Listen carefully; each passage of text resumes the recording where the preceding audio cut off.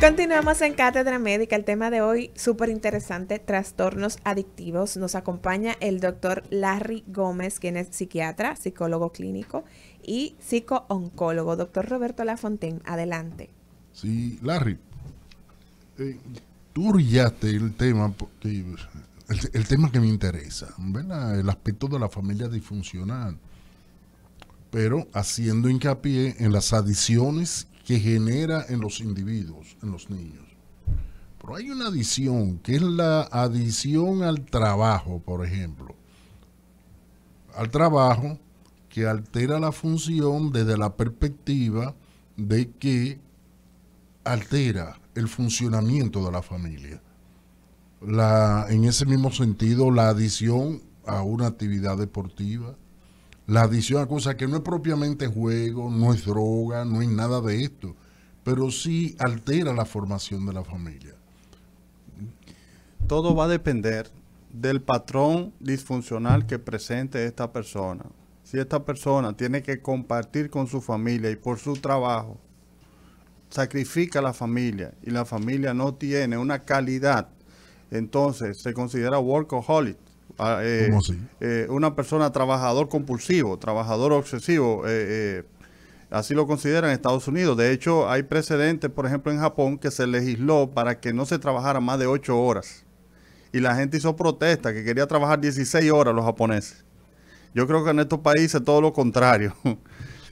Pero hay países donde se legisló en términos del trabajo, porque hay gente que se obsesiona con el trabajo y se determinó que a nivel cerebral se liberan muchas sustancias que son gratificantes, como la dopamina, en cuanto a la actividad que le genere placer. O sea, la lectura, la actividad productiva y tu personalidad que tiene un compromiso moral con el trabajo y con las actividades que tú realizas, eso te va liberando sustancias a nivel cerebral que son gratificantes, porque la gente, no, yo tengo que hacer eso, yo me siento bien haciendo eso. Entonces, porque su cerebro está liberando sustancias que lo gratifican, que genera ese placer. A diferencia del paciente adicto, que consume alguna sustancia, es una ficción, es una gran mentira. En este caso, si el trabajo, tú trabajas más de 14 horas, 15 horas, sacrifica a tu familia, no tienes familia, no tienes hijos, no tienes, digamos, redes de apoyo, y ese trabajo te lleva a que no funcione en esos escenarios, entonces lamentablemente se considera una adicción al trabajo. Porque todas las consecuencias. Yo le pongo el ejemplo a mis estudiantes, le digo, mira, ¿por qué si todos en algún momento hemos tomado alcohol no nos convertimos en alcohólicos? Y es por diversas variables individuales, familiares, psicosociales, laborales. Una persona con la autoestima baja y con rasgos en su personalidad dependiente, que es fácilmente influenciable, pues entonces puede caer más fácil en el problema de las adicciones. Doctor, entonces en ese mismo sentido que usted habla de la estima baja, ¿se podrían relacionar los trastornos adictivos con otro tipo de trastornos de salud mental? ¿Están relacionados comúnmente? Principalmente con los trastornos antisociales de la personalidad y con trastornos límites de la personalidad. El antisocial es una persona que va en contra de las reglas socialmente establecidas. O sea, el ladrón, el asesino. El que no tiene sentimiento de culpa cuando hace alguna actividad que riñe con la salud y las buenas costumbres, que no maneja culpa. Una persona que no le nada acuchillar a alguien y no siente ningún temor por eso, ninguna culpa, es una persona que tiene mayor vulnerabilidad. ¿Y los trastornos depresivos, doctor? Y los trastornos depresivos se vinculan a las adicciones porque hay muchas depresiones enmascaradas que en esencia son depresiones, pero que el paciente, como una forma de salir de esa, digamos, de esa situación, entonces recurre al consumo de alcohol generalmente. Ante un evento traumático, tiene una depresión, una situación que ha afectado su amor propio, su funcionalidad, entonces comienza a tomar alcohol o comienza a consumir alguna sustancia como forma de evadir el dolor que le significó esa situación. Sí, perdón, tú definiste dos elementos. Uno, el trastorno antisocial de la conducta. Y el trastorno límite de personalidad. ¿Qué es el trastorno? El trastorno borderline de personalidad o personalidad fronteriza es una persona que tiene aspectos que van desde la idealización, la desvalorización, sentimientos crónicos de vacío, conductas impulsivas en el consumo de sustancias o en el sexo, conductas desenfrenadas, idealización de acuerdo a lo que le convenga o no le convenga, y también tiene aspectos autoflagelantes. Cuando hablo de autoflagelantes, son personas que se cortan las muñecas cuando pasan un problema de conflicto en la familia, que no manejan la ira, como una forma de liberar esa ira, entonces se cortan en el antebrazo, se cortan. Doctor, Esas son conductas autolesivas o autoflagelantes. Entonces le dije, idealización, desvalorización, conducta autoflagelante, conducta de riesgo en el consumo de sustancias, la impulsividad y en el consumo de drogas y alcohol, y también sentimientos crónicos de vacío. Doctor, y entonces, ¿cómo se da esa evolución en las adicciones? Porque yo no paso de tomarme, por ejemplo, hoy un vaso de cerveza, por decir algo, a convertirme en alcohólico mañana. Entonces, ¿cómo se da esa evolución de las adicciones? La evolución, generalmente, la persona consume el alcohol, que es una de las drogas legales más consumidas, una de ellas, porque sabemos que está, por ejemplo, el café, que se considera también que puede crear dependencia, la cafeína, el tabaco y el alcohol. Pero el alcohol tiene un componente social importante, es un lubricante social, es socialmente aceptado. Entonces, después de ahí, la persona generalmente puede pasar al cannabis, a la marihuana, o puede pasar entonces a la cocaína. Esa es más o menos la evolución.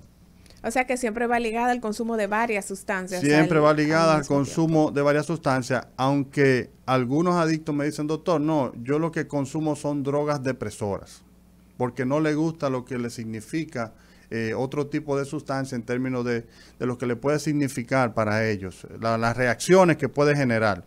Hay personas, por ejemplo, opiáceos, alcohol y otras drogas depresoras. No se salen de ahí. Ahora en la pandemia hubo mucha gente que por razones que conocemos migró de una sustancia a otra. ¿Sabes que en la pandemia no se podía salir después de cierta hora? Sí. Entonces pasaron de consumo de cocaína a consumo de alcohol por la razón de la pandemia. Claro. Un dato interesante, yo siempre he estado preocupado, bueno que ustedes sepan, que me gustaría, por ejemplo, a todas las personas que manejan vehículos pesados, hacerle un panel 4. Eso es un panel 4 es un doping. un doping. Un doping. Marihuana, cocaína, metanfetamina, opioides y alcohol. Por ejemplo, panel 4, panel 5, panel 6, depende, son 6 sustancias. Pero me preocupa gente que pasan días manejando de una provincia a otra y que en muchos casos están bajo los efectos del alcohol o otras sustancias que no tengan ningún tipo de seguimiento.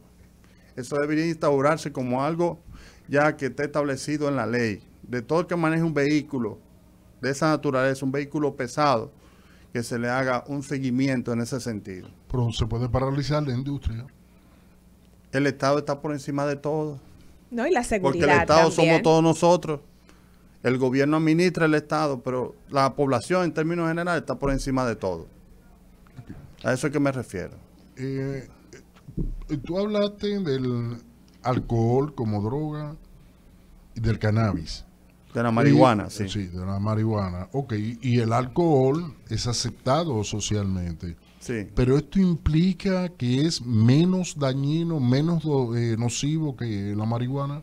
No, es igual de dañino, es igual de dañino. Lo que pasa es que el Estado paga muchas consecuencias del alcohol. Fíjense que la mayoría de los traumatizados los fines de semana tienen alcohol en sangre, la mayoría. Y cuando un paciente accidentado pasa un mes en cuidados intensivos y se gastan millones de pesos por el consumo excesivo de alcohol, porque no hay ningún tipo de regulación. Yo consulté a un paciente X, donde él echaba competencias en motores, en esas carreteras que están en la periferia de la ciudad. Me dijo, doctor, yo nunca he ido a esas competencias sin antes consumir cocaína. Wow. Siempre he ido bajo los efectos de sustancias, siempre. Perdón, tú te estás refiriendo a las consecuencias. Yo me estoy refiriendo al daño del producto en el cerebro, ¿es menos dañino el alcohol del cannabis? Es igual de dañino. Igual de dañino. Mire, Ok, por ejemplo, hay de una acuerdo. marihuana hidropónica, una marihuana, digamos, que ha sido modificada genéticamente, que si usted tiene un factor predisponente como el factor genético para la esquizofrenia, podría degenerar el uso de esa marihuana en una esquizofrenia. Pudiera activar ese gen que usted tiene dormido ahí y debutar como esquizofrenia. He visto varios casos. O sea, O sea, hay o sea gente que escúchame, habla de la lo que- inocuidad, de que es inocuo el uso de cannabis, de marihuana.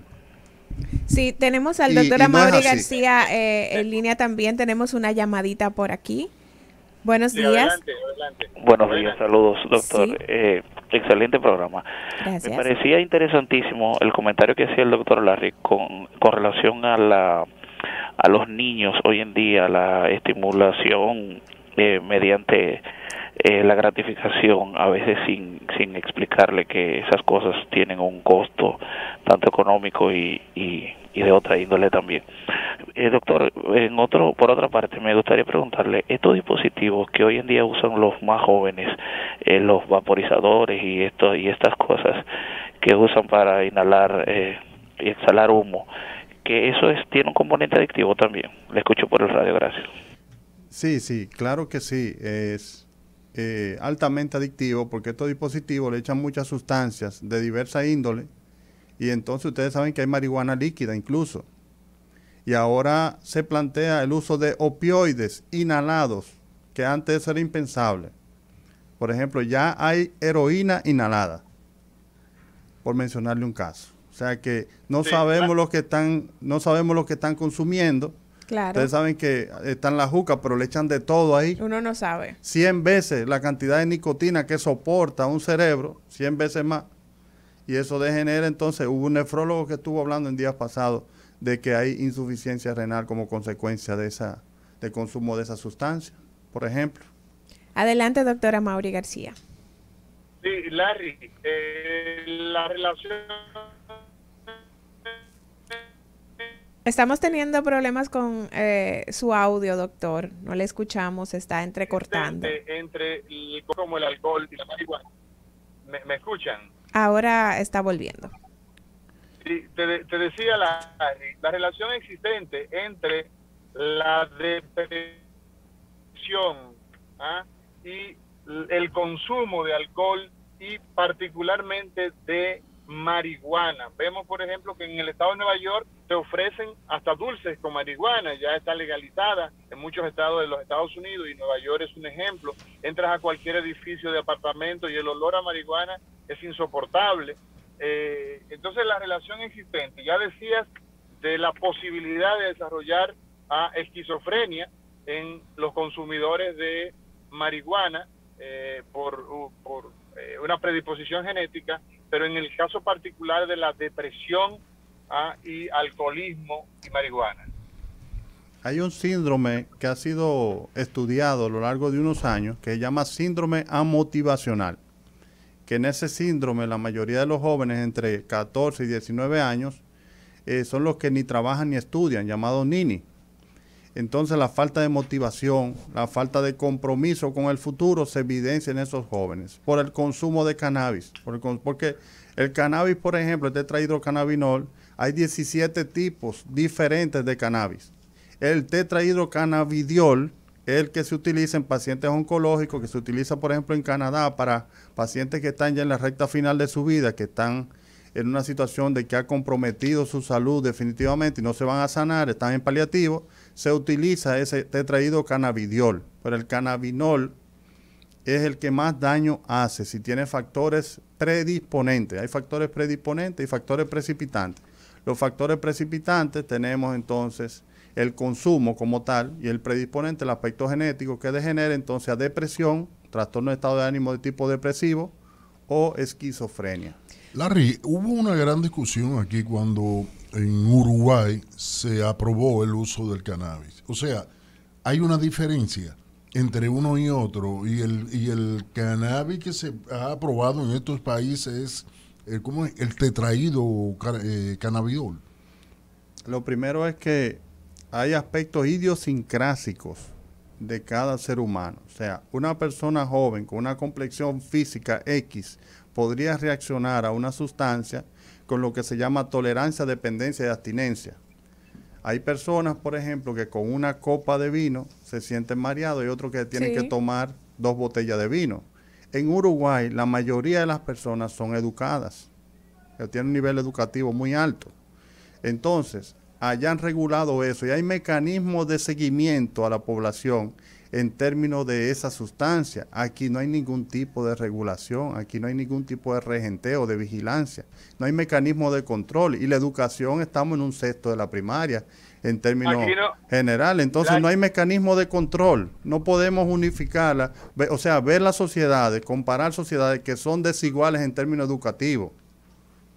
A eso me refiero. Aquí tenemos tanto problema, óyeme, aquí tenemos tanto problema con los controles que ni siquiera vigilamos los fármacos, no existe el seguimiento, lo que se conoce como farmacovigilancia. Hoy conversamos con el doctor Larry Gómez en Cátedra Médica y el tema es trastornos adictivos. Vamos a repetir ya al final del programa, Larry, cuáles son los principales trastornos adictivos que el ser humano pues presenta en la sociedad moderna del día de hoy. Las adicciones psicológicas y adicciones biológicas. Entre ellas, una de las que está causando estragos es la adicción al móvil, por ejemplo, como adicción psicológica. ¿Cuántas personas no tienen que si, por ejemplo, salen de su casa y no tienen el móvil en la mano, se sienten vacíos, se sienten que algo le falta y crean una dependencia tal que nadie le puede poner la mano a ese celular por diversas razones? Sabemos que hay diversas razones, razones puras y razones espurias, pero la dependencia psicológica y la dependencia física son parte de la sociedad moderna, como una forma de que la gente evite el dolor. Esa es la justificación. Una pequeña preguntita, Amaury, un segundito. Esta pregunta no podemos dejar de hacerla, Larry, y es el impacto que está teniendo los juegos la adicción al juego en los adolescentes, al punto de eso que decía, de no querer trabajar ni estudiar, los juegos de video. ¿Cuál es la recomendación que tú haces a los padres, a los tutores de los adolescentes, que luego entonces se convierten en jóvenes, hombres jóvenes, mujeres jóvenes, pero que tienen un gran peso? Y ahí mismo, Larry, ¿en quién es más frecuente las adicciones al juego? ¿En hombres o en mujeres? En cuanto al juego, lo ideal sería establecer un cronograma de actividades, que los padres tengan todo organizado en términos de el tiempo que podría utilizar el móvil la persona o podría dedicarse al juego. Por ejemplo, hay jóvenes que juegan 6, 8, 10 horas y sin ningún tipo de regulación, pero los padres, como con la autoridad que tienen, pueden decir, mira, son 2 horas que tú vas a jugar, luego que tú hagas tus tareas, luego que cumplan con los compromisos aquí de la casa y que esto no te genere ninguna situación de dependencia hacia futuro. En otro orden, me gustaría que me repitiera la última pregunta, no la escuché muy bien. No, con relación a sexo, ¿quién es más frecuente la adicción al juego? Más frecuente, ¿hombre o mujer? Más frecuente en los hombres, es mucho más frecuente en sexo masculino. Porque recuérdese que la mayoría de los problemas antisociales en hombres, a razón de 10 personas, 9 son hombres. Y esa característica de la drogodependencia y las adicciones psicológicas, la mayoría en hombres. Larry, mira, un comentario breve. O sea, no nos hemos referido al factor de riesgo que lleva a una persona a la adicción. ¿Podría referirte brevemente a esto? La inequidad social, la marginalidad social, la familia disfuncional, aspectos inherentes a su personalidad y aspectos inherentes a la socialización, a personas que están resentidos socialmente. Doctor, entonces ya identificando esos factores que usted indique antes de culminar, no podemos irnos sin esas recomendaciones de cosas que debo evitar para no caer en una adicción y de cómo ayudar a una persona que está en una adicción a salir de ese ciclo. Establecer límites claros desde el principio y conductas coherentes. Eso es lo más importante. Lo más difícil en el ser humano es ser coherente. Y algunos padres dicen, mira, esto tú no lo debes hacer, pero sin embargo ellos lo hacen. Entonces la mejor impresión para el hijo que usted lo está educando es prodigar con el ejemplo. Eso es lo más importante. Y ponerle límites y establecer límites claros, porque hay familias que tienen límites difusos y no tienen una buena comunicación. Excelente. Doctora Mauri García, no sé si tiene alguna otra pregunta antes de culminar esta entrega.